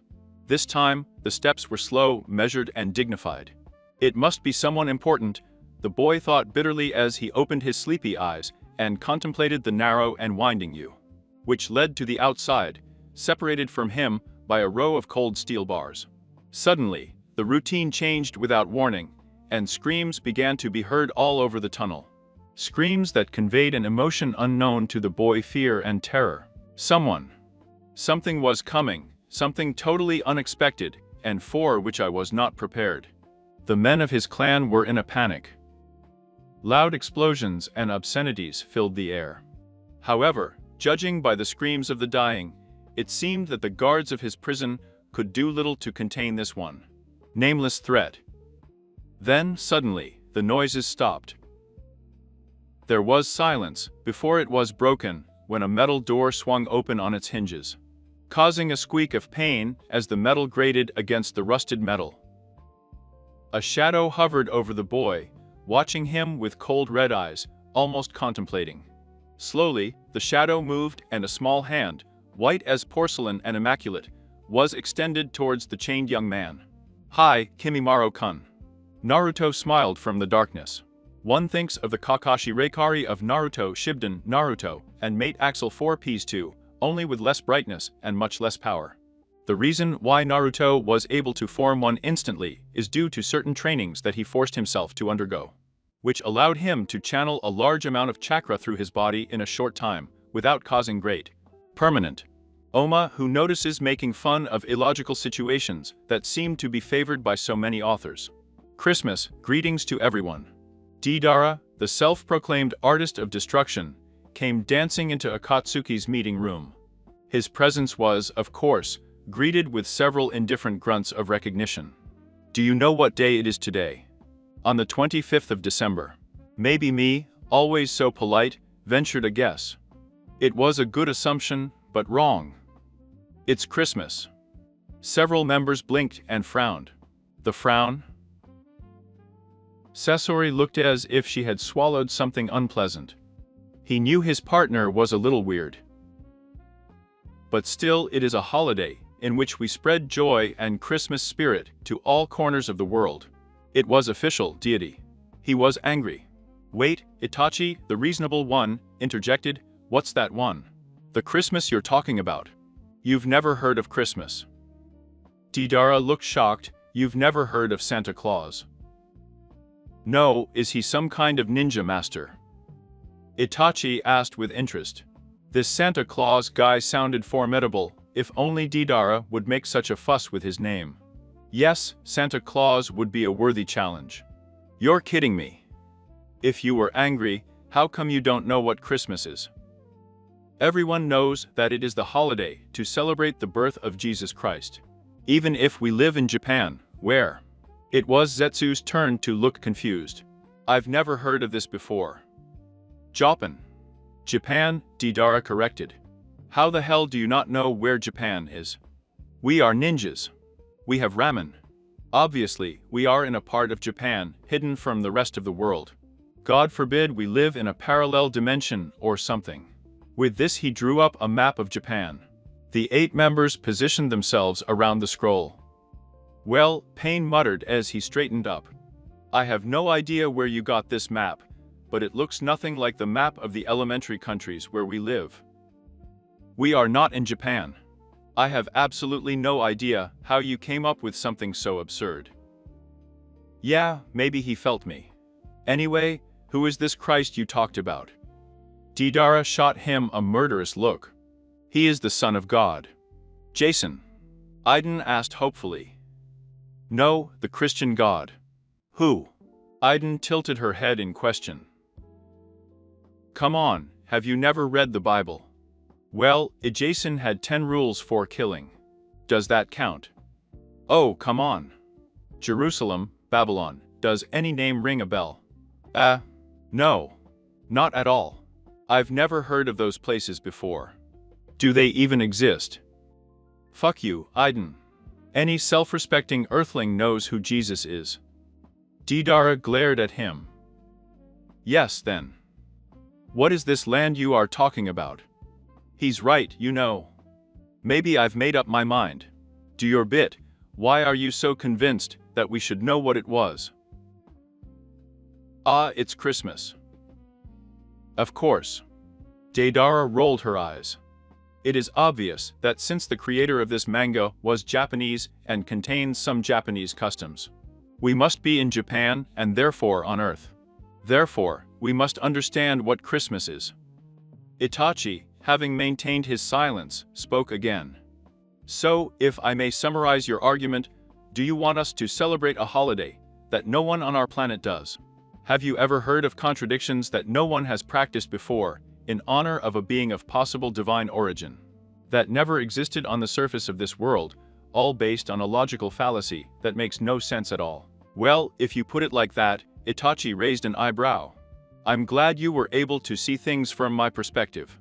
Now, I just have one more question. Whatever. Deidara sighed. Why had she brought up the subject? What is this Santa Claus guy, and how do I find him? Somewhere on Earth, Saint Nicholas trembled due to the sudden syndrome of impending doom. Serious note, it makes no sense why the Naruto cast would celebrate any form of Earth party.